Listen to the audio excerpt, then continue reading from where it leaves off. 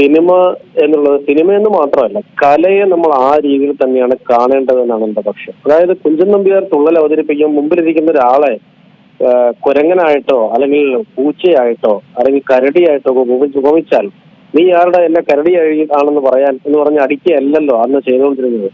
അത് കലയാണ് എന്ന് വിചാരിച്ച് അന്നത്തെ ജനത അത് ഉൾക്കൊള്ളുകയാണ് ചെയ്തത്. ആ രീതിയിൽ ഈ സിനിമയെയും ഉൾക്കൊള്ളണം എന്നാണ് എന്റെ ഒരു പക്ഷം. മുൻ അഭിപ്രായത്തിൽ അദ്ദേഹം പറഞ്ഞതുപോലെ ബഹുമാനപ്പെട്ട കമലഹാസൻ സാർ തന്നെ പറഞ്ഞല്ലോ, ഈ തമിഴ് എന്ന ഭാഷ അതിന്റെ ഒറിജിനിൽ നിന്നും ഉദ്ഭവിച്ച ഭാഷകളിൽ ഒന്നാണ് കന്നഡ. അതിൽ നിന്ന് വഴിപിരിഞ്ഞതാണ് എന്നുള്ള അർത്ഥത്തിൽ അദ്ദേഹം പറഞ്ഞു. അതിൽ നിന്നും ഒലിച്ചു വന്നൊരു നദി തന്നെയാണ് ഇത് എന്നുള്ള അർത്ഥത്തിൽ അദ്ദേഹം പറയുന്നുണ്ട്.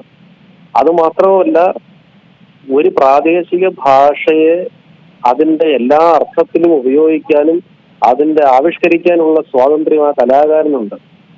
ആ സ്വാതന്ത്ര്യത്തിന് തടയിടാൻ ഇന്ത്യയിൽ അങ്ങനെ തടയിടാനുള്ളൊരു അവസ്ഥ ഉണ്ടാകരുത് ഒരിക്കലും. ഇന്ത്യ എപ്പോഴും എല്ലാവിധത്തിലുള്ള കലാ സ്വാതന്ത്ര്യം നൽകിയിരുന്ന ഒരു നാടാണ്.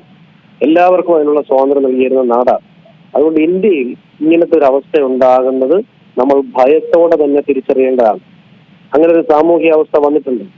മാത്രമല്ല, സുപ്രീം കോടതി ആ സിനിമയ്ക്ക് അനുകൂലമായുള്ള വിധി പുറപ്പെടുവിച്ചു കഴിഞ്ഞു. പരമോന്നത നീതിപീഠം തന്നെ പറഞ്ഞു കഴിഞ്ഞു അതിനെ സിനിമയായി കാണുകയും ആളുകളെ അത് കാണാൻ അനുവദിക്കുകയും ചെയ്യുക, അതിന്റെ പ്രദർശനം തടയാതിരിക്കുക എന്ന് ബഹുമാനപ്പെട്ട സുപ്രീം കോടതി തന്നെ പറഞ്ഞ സാഹചര്യത്തിലാണ് നമ്മളിപ്പോൾ ഈ ചർച്ച ഉൾപ്പെട്ടിരിക്കുന്ന അല്ലെങ്കിൽ ചർച്ച സംഘടിപ്പിച്ചിരിക്കുന്നത്.